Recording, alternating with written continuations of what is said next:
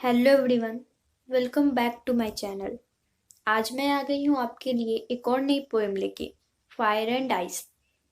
इसकी पिछली वीडियो में हमने रॉबर्ट फ्रॉस्ट की पोएम डस्ट ऑफ स्नो देखी थी, तो चलिए शुरू करते हैं। आपको लगता है कि ये दुनिया कभी खत्म हो जाएगी, इसका कभी अंत हो जाएगा?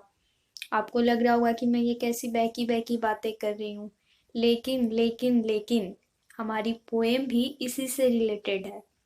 तो चलिए चलते हैं फर्स्ट स्टैंजा की तरफ। Some say the world will end in fire, some say in ice. From what I have tasted of desire, I hold with those who favor fire. कुछ वर्ड मीनिंग्स देखते हैं।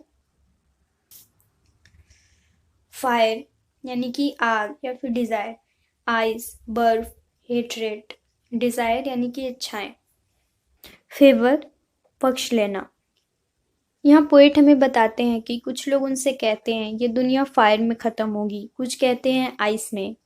लेकिन यहाँ फायर और ice का मतलब आग या फिर बर्फ नहीं है। यहाँ फायर का मतलब है इंसान की बढ़ती हुई डिज़ायर, उसकी डिमांड्स, और आइस का मतलब है हेट्रेट, लोगों के बीच की घृणा।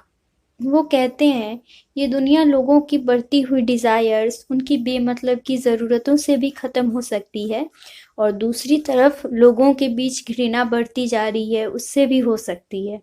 आगे वो कहते हैं कि मुझे तो लगता है कि ये दुनिया फायर यानी कि लोगों की बढ़ती हुई डिज़ायर्स की वजह से ही ख़त्म होगी। But if it had to perish twice, I think I know enough of hate to say that for destruction, ice is also great and would suffice.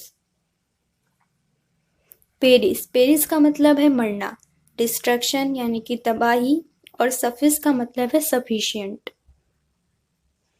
इस स्टैंजा में वो हमें बताते हैं कि पहली बार तो दुनिया लोगों की बढ़ती हुई डिज़ायर्स की वजह से ख़त्म होगी, और अगर दूसरी बार इसे ख़त्म होना हुआ तो ये आइस यानी कि बढ़ती हुई हेट्रेड, जो लोगों के बीच घृणा बढ़ रही है, उससे होगी।